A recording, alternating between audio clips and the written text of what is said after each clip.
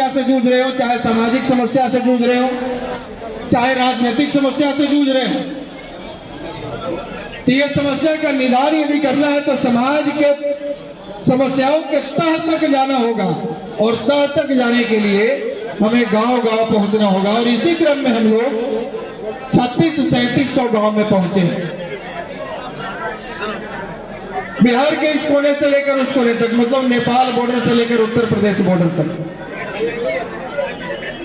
और लगभग 1500 से अधिक कार्यक्रम हम लोग किए। यहाँ किए, दिल्ली एनसीआर में किए, नोएडा में किए, झारखंड में किए, उत्तर प्रदेश में किए, और फिर एक बड़ा कार्यक्रम हुआ 7 नवंबर 2019 को पटना के गांधी मैदान में, जिसमें समस्तीपुर जिला से भी बढ़ चढ़कर लोगों ने हिस्सा लिया। और ये बताते हुए मुझे काफी खुशी हो रही है कि पटना के गांधी मैदान में तमाम समाज और तमाम जाति के लोगों ने अपने अपने जाति का एकता का परिचय दिया रैली के माध्यम से। लेकिन 7 नवंबर 2019 को पटना के गांधी मैदान में भूमिहार ब्राह्मणों ने जो एकता का परिचय दिया, आज तक किसी समाज ने वो परिचय नहीं दे पाए, इतनी संख्या में लोग पहुंचे। तो धीरे धीरे समाज संगठित हो रहा है, और ये खुशी की बात है कि आज का युवा पीढ़ी अब अपने अधिकार के लिए जागरूक हो चुका है, और अधिकार के लिए जागा है तो सरकार से लड़ के 10% आरक्षण लिया भी, लेकिन इससे संतुष्ट अभी नहीं होना है, अभी और भी बहुत कुछ लेना है। यहाँ समाज के सारे लोग समाज के ही अपने हैं, तो एक अपील जरूर करना चाहेंगे। कल एक मीडिया चैनल के माध्यम से हम इंटरव्यू दे रहे थे, तो एक वरिष्ठ पत्रकार है, उन्होंने कहा कि आपके जाति के लोग जातीय जनगणना में अपनी जाति बताना ही नहीं चाहते। बहुत सारे लोग मीडिया में कह रहे हैं कि नहीं, हम तो जाति नहीं बताएंगे, हम तो भारतीय बताएंगे, हम तो कहेंगे कि हम हिंदू हैं।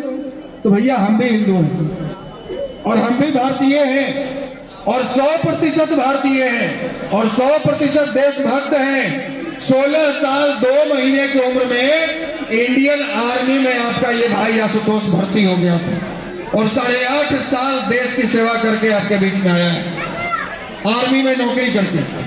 हम भी 100% सैनिक हैं, 100% देशभक्त हैं, 100% हिंदू हैं, जनेऊ पहनने वाले, घर में महावीर जी का झंडा गाड़ने वाले। लेकिन सरकार ने जब तय किया है कि हमको जाति पूछना है, और जाति के आधार पर ही हमको सुविधाएं देनी है कि कौन सी जाति के कितनी संख्या में लोग हैं, उस हिसाब से आपको राजनीति में प्रतिनिधित्व देना है, हिस्सेदारी देनी है, उस हिसाब से आपको सरकारी नौकरियों में हिस्सेदारी देनी है, या इस प्रकार से आपको उसी आधार पर आरक्षण की व्यवस्था करनी है, तो फिर जाति नहीं बताएंगे तब तो मुश्किल में होगा, बहुत दिक्कत होगा, आगे सारी सुविधाओं से आप वंचित रहेंगे। तो इसलिए आपके गांव के भी लोग जो रोजी रोजगार के तलाश में, नौकरी या व्यापार के तलाश में दिल्ली, बॉम्बे, पंजाब रहते हैं, उनके बारे में भी बताइए। जातीय जनगणना शुरू हो गया है, हमने शुरुआत में इसका विरोध किया, लेकिन जब सरकार ने तय कर दिया है कि नहीं हमको जाति गिननी है, तो हमें विरोध करके क्या करेंगे? तमाम जातियों का विरोधी बनेंगे, तमाम जातियां चुप हैं, और आप विरोध करेंगे तो आप पिछड़े, दलित, अल्पसंख्यक सबके नजर में आप विरोधी बन जाएंगे। इसलिए जब सभी लोग चुप हैं तो हमको स्पेशल कोई तकलीफ है? जो तकलीफ सबको होगा वही तकलीफ हमको भी होगा। इसलिए यदि फायदा दूसरे को होगा तो हम फायदा भी उठाएंगे। आज हम लोग 3500-3600 गांव में गए हैं अब तक। हमारे अपने लोगों के बीच में ये कंफ्यूजन है कि हम कितने प्रतिशत हैं। कहीं कहीं पे लोग कहते हैं आशुतोष जी हम लोग तो 2% हैं, कहीं कहते हैं हम लोग 3% हैं, कहीं लोग कहते हैं कि हम लोग 6% हैं। बताइए कितना डिफरेंस है 2% 6% में? हमको पता ही नहीं कि हमारी आबादी है कितनी।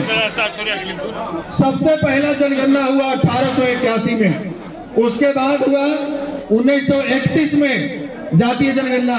उस समय बिहार, झारखंड और उड़ीसा तीनों एक साथ में था। तो बताइए कि उड़ीसा में कितने भूमिहार हैं? ना के बराबर है। झारखंड के मात्र 5-6 जिलों में भूमिहार है, मूल रूप से भूमिहार थे बिहार में। तो जब उड़ीसा, झारखंड और बिहार की आबादी मिला दी गई, तब उस समय हमारी आबादी थी 3.5%।